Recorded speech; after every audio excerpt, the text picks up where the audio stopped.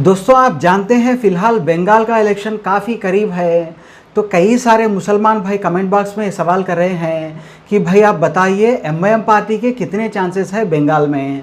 क्या बंगाल में MIM party को जीत मिलेगी जैसे उन्हें बिहार में मिली है, या फिर उन्हें हार मिलेगी जैसे उन्हें झारखंड में हार मिली है। ये सवाल बहुत ज़्यादा लोगों ने पूछा है कमेंट बॉक्स में। दोस्तों, एमआईएम पार्टी के लिए पहले ही प्रेडिक्शन कर लेना काफ़ी मुश्किल काम है, क्योंकि मुस्लिम कम्युनिटी में कई सारे लोगों के कई सारे व्यूज़ हैं। बहुत सारे लोग ओवैसी जी के फैंस भी हैं और बहुत सारे लोग उनके हेटर्स भी हैं। बहुत सारे लोग मुस्लिम कम्युनिटी में ये मानते हैं कि ओवैसी जी मुसलमानों के मुद्दे उठाते हैं बेबाक होकर। पार्लियामेंट में भी काफ़ी अच्छा परफॉर्मेंस है उनका और काफ़ी अच्छा अटेंडेंस भी है, काफ़ी अच्छे स्पीचेस हैं उनके, इसलिए कई सारे उनके फैंस भी हैं। उनका मानना है कि हर मुसलमान को ओवैसी जी को सपोर्ट करना चाहिए।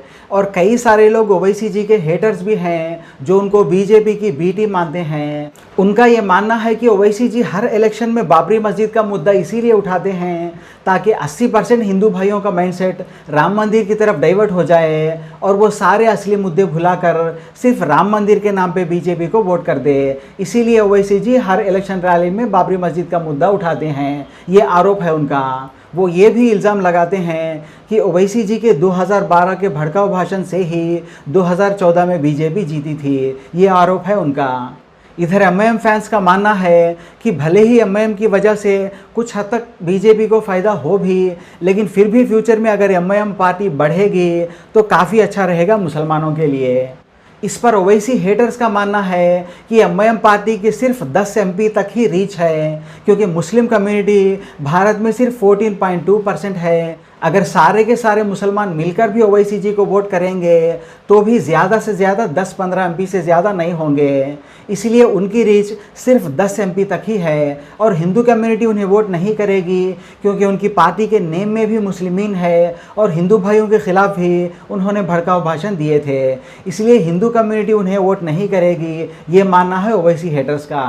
इस पर एमआईएम फैंस का ये मानना है कि भले ही एमआईएम पार्टी बहुत बड़ी पार्टी ना भी बन पाए, लेकिन कम से कम इतने एमएलए तो जीत ही लेगी कि वो सेक्युलर पार्टियों का साथ देकर सरकार बना पाएगी।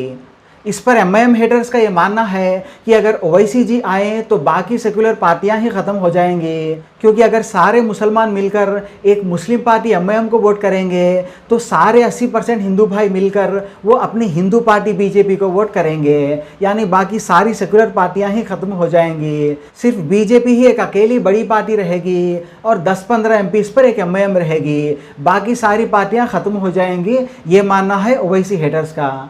दोनों के अपने अपने लॉजिक है, अपने अपने व्यूज़ हैं। हमें सबका सम्मान करना चाहिए, चाहे जिसका भी जो ओपिनियन हो।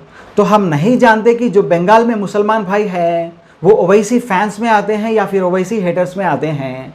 इसीलिए एमआईएम पार्टी के बारे में इलेक्शन से पहले ही प्रेडिक्ट करना ये अच्छे एक्सपर्ट के लिए भी काफ़ी मुश्किल काम है। भले ही बिहार का प्रेडिक्शन मेरा बिल्कुल सही निकला था, जैसे पहले ही मैंने बता दिया था कि एमआईएम को 4 से 6 तक सीट्स मिल सकते हैं, लेकिन मुझे नहीं लगता कि बंगाल के इलेक्शन को प्रेडिक्ट करना इतना आसान होगा, क्योंकि वहाँ कई सारे ऐसे मुसलमान भी होंगे जो अपने लैंग्वेज से इम्प्रेस्ड होंगे, जो अपनी बंगाली लैंग्वेज की वजह से ममता बनर्जी को वोट करने वाले भी होंगे, जिनमें ओवैसी फैंस भी होंगे, ओवैसी हेटर्स भी होंगे। तो इतनी जल्दी इस पर प्रेडिक्शन करना मेरे हिसाब से किसी भी एक्सपर्ट के लिए पॉसिबल नहीं है।